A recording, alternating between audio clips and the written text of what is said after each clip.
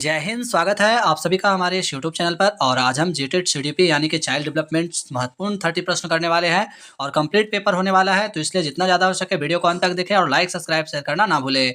यह वीडियो जीटेट के लिए काफ़ी महत्वपूर्ण है, तो चलिए शुरू करते हैं। इससे पहले हमने सेट 1 में जो 30 एमसीक्यू किए थे वो काफ़ी इंपॉर्टेंट था और कुछ बच्चों ने इसका रिप्लाई भी किए हुए हैं। तो आप लोग भी जितना ज़्यादा हो सके वीडियो को देखें और शेयर भी करते जाएँ, ताकि उन सभी लोगों को प्राप्त हो सके जो इस बार जेटेड एग्जाम में बैठने वाले हैं। तो चलिए शुरू करते हैं बिना समय गवाए हुए। प्रश्न संख्या 1 कहता है, तो चलिए शुरू करते हैं। आज का जो हमारा पहला सवाल है कि बाल विकास का मुख्य उद्देश्य क्या है? तो बाल विकास का मुख्य उद्देश्य होता है केवल शारीरिक विकास, बिल्कुल गलत बात है। केवल मानसिक विकास, ये भी नहीं होगा।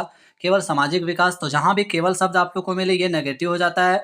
तो ये सारे प्रश्न जो होते हैं, ऑप्शन जो होते हैं वो गलत होते हैं। तो इसका जो करेक्ट आंसर होगा ऑप्शन नंबर सी के साथ चला जाएगा, सर्वांगीण विकास। बाल विकास का मुख्य उद्देश्य होता है बच्चों का सर्वांगीण विकास करना।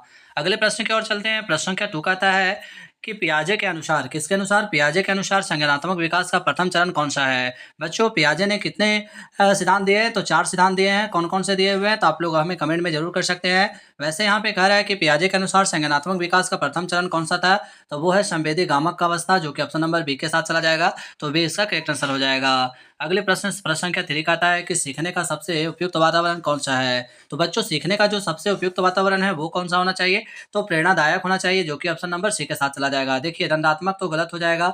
भय युक्त यानी कि ऐसा वातावरण रहेगा तो बच्चा कभी नहीं सीख पाएगा। जब हम बच्चे को डर देंगे तो भी वो सीख नहीं पाएगा। कठोर अनुशासन वाला अगर यदि हम करेंगे तो भी बच्चा नहीं सीख पाएगा।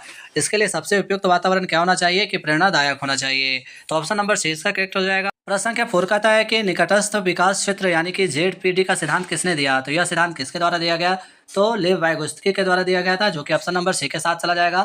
आप लोग हमें कमेंट में लिखें कि स्किनर ने कौन सा सिद्धांत दिया। इसी तरह से प्रश्न संख्या 5 की ओर चलते हैं, जहाँ पे हमारा प्रश्न कहता है कि बुद्धि परीक्षण का सबसे पहले विकास किसने किया? तो बुद्धि परीक्षण का जो सबसे पहले विकास किया था किसके द्वारा? तो साइमन बीने के द्वारा किया गया था, जो कि ऑप्शन नंबर बी के साथ चला जाएगा। तो बी इसका करेक्ट आंसर हो जाएगा। इसी तरह प्रश्न संख्या 6 कहता है कि अधिगम का अर्थ है। तो अधिगम का अर्थ क्या होता है? तो अधिगम का अर्थ होता है व्यवहार में अस्थायी परिवर्तन, ही अधिगम कहलाता है। तो ऑप्शन नंबर ए इसका करेक्ट आंसर हो जाएगा। आप लोग एक बात को याद रखना है कि जहाँ भी केवल शब्द दिखे तो आप लोगों को नेगेटिव चल जाना है, यानी इसका आंसर नहीं होगा। तो इसका जो करेक्ट आंसर होगा व्यवहार में अस्थायी परिवर्तन ही अधिगम का अर्थ होता है। प्रश्न संख्या 7 कहता है कि बालक के विकास को सबसे अधिक प्रभावित करता है। तो कौन सबसे अधिक प्रभावित करता है? वंशानुक्रम और वातावरण दोनों। बी में कहता है केवल वातावरण, तो ये गलत हो जाएगा। केवल वंशानुक्रम, ये भी गलत हो जाएगा। केवल विद्यालय, ये भी गलत हो जाएगा। तो 7वां का जो हमारा आंसर हो जाएगा ऑप्शन नंबर ए के साथ चला जाएगा, वंशानुक्रम और वातावरण, इन्वायरमेंट एंड, इसका करेक्ट आंसर हो जाएगा। वहीं 1 नंबर प्रश्न कहता है कि गार्डनर ने कितने प्रकार के बुद्धियों का उल्लेख किया है? तो गार्डनर ने कितने प्रकार के बुद्धियों का उल्लेख किया है? तो 8 प्रकार के बुद्धियों का उल्लेख किया, जो कि ऑप्शन नंबर सी के साथ चला जाएगा। अगले प्रश्न की ओर चलते हैं, जहाँ पे हमारा 9 नंबर प्रश्न कहता है कि निम्न में से कौन सा प्रेरणा का प्रकार है? तो प्रेरणा का प्रकार कौन सा हो जाएगा? तो आंतरिक प्रेरणा और बाह्य प्रेरणा दो होते हैं, तो ऑप्शन नंबर सी के साथ चला जाएगा, इनमें से दोनों। 3 नंबर प्रश्न कहता है कि कक्षा में व्यक्तिगत भिन्नता का अर्थ है। तो कक्षा में व्यक्तिगत भिन्नता का यानी कि विभिन्नता का अर्थ होता है सभी बच्चे समान होते हैं? बिल्कुल नहीं, बच्चों में भिन्नता होती है। यही इसका करेक्ट आंसर होगा, ऑप्शन नंबर बी के साथ चला जाएगा। अगला 11 नंबर यानी 11 नंबर प्रश्न कहता है कि करके सीखना सिद्धांत किससे संबंधित है? तो यह सिद्धांत जो संबंधित है जॉन डेवी के द्वारा, जो कि ऑप्शन नंबर ए के साथ चला जाएगा। तो ये इसका करेक्ट आंसर हो जाएगा।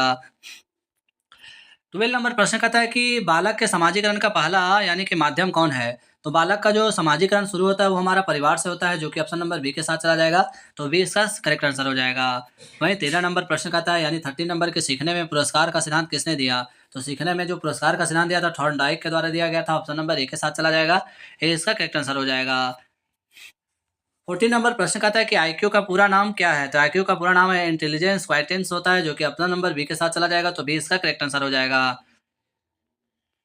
वहीं 50 नंबर प्रश्न कहता है कि किशोरावस्था को किसने तूफान एवं तनाव की अवस्था कहा है? तो ये स्टैनली हॉल के द्वारा बोला गया है, जो कि ऑप्शन नंबर बी के साथ चला जाएगा। तो बी इसका करेक्ट आंसर हो जाएगा। साथ ही जितना ज़्यादा हो सके वीडियो को लाइक सब्सक्राइब शेयर करना ना भूलें और वीडियो को स्किप ना करें, क्योंकि यह वीडियो आपके एग्जाम के लिए काफ़ी महत्वपूर्ण होने वाला है। तो इसलिए वीडियो को अंत तक पूरा देख कर ही जाए। समय कुछ ही समय लगेगा, लेकिन आप लोग के लिए एग्जाम का एक रामबाण साबित होने वाला है, इसलिए जितना ज़्यादा हो सके वीडियो को पूरा देख लें। वहीं 60 नंबर प्रश्न आता है कि समावेशी शिक्षा का उद्देश्य क्या है? तो एक समावेशी शिक्षा कैसा होना चाहिए जहाँ पे सभी बच्चों को समान अवसर देना चाहिए, जो कि ऑप्शन नंबर बी के साथ चला जाएगा।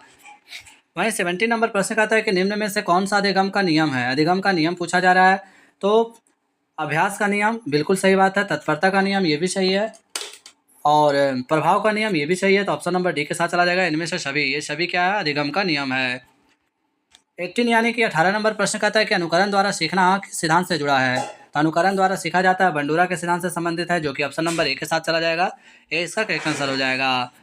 19 नंबर प्रश्न कहता है कि रचनावादी शिक्षण में शिक्षक की भूमिका होती है। तो रचनावादी शिक्षण में शिक्षक की भूमिका क्या होती है, तो वो होती है मार्गदर्शक की होती है, जो कि ऑप्शन नंबर बी के साथ चला जाएगा। 20 नंबर प्रश्न कहता है कि स्मृति का संबंध किससे है। तो स्मृति का मतलब ही होता है याद करना, यानी कि ऑप्शन नंबर ए के साथ चला जाएगा। याद रखने से स्मृति का संबंध होता है। 21 कहता है कि प्रयास एवं भूल सिद्धांत किसने दिया। काफी अच्छा प्रश्न है और इस प्रश्न का करेक्ट आंसर हो जाएगा थॉर्नडाइक के साथ चला जाएगा। ऑप्शन नंबर ए के साथ चला जाएगा। प्रयास एवं भूल का सिद्धांत इसके द्वारा दिया गया था। वहीं 22 कहता है कि बाल केंद्रित शिक्षा का समर्थक कौन था। तो बाल केंद्रित शिक्षा का समर्थक रूसो था। ऑप्शन नंबर ए के साथ चला जाएगा। 23 कहता है कि निम्न में से कौन सा विकास का सिद्धांत है। विकास का सिद्धांत पूछा जा रहा है, तो विकास निरंतर प्रक्रिया है, जो कि ऑप्शन नंबर ए के साथ चला जाएगा। विकास हमेशा क्या होता है, रोकने वाला चीज़ नहीं है, तो ऑप्शन नंबर ए के साथ चला जाएगा। वहीं 24 कहता है कि सीखने की प्रक्रिया को प्रभावी बनाने के लिए आवश्यक है। तो सीखने की प्रक्रिया को प्रभावी बनाने के लिए रुचि भी आवश्यक होता है, प्रेरणा भी और अभ्यास। तो ऑप्शन नंबर डी के साथ चला जाएगा इनमें से सभी।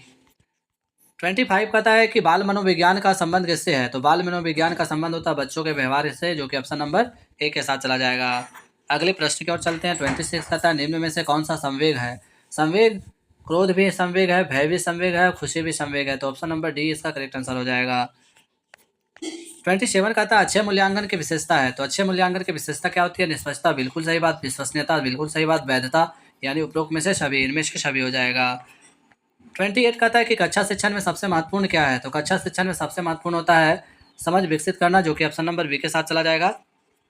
29 कहता है कि भाषा विकास सबसे अधिक किस अवस्था में होता है। तो भाषा का विकास सबसे अधिक किस अवस्था में होता है, तो आप सभी को जानकारी होना चाहिए कि भाषा का जो विकास होता है शैशवावस्था में होता है। ऑप्शन नंबर ए के साथ चला जाएगा।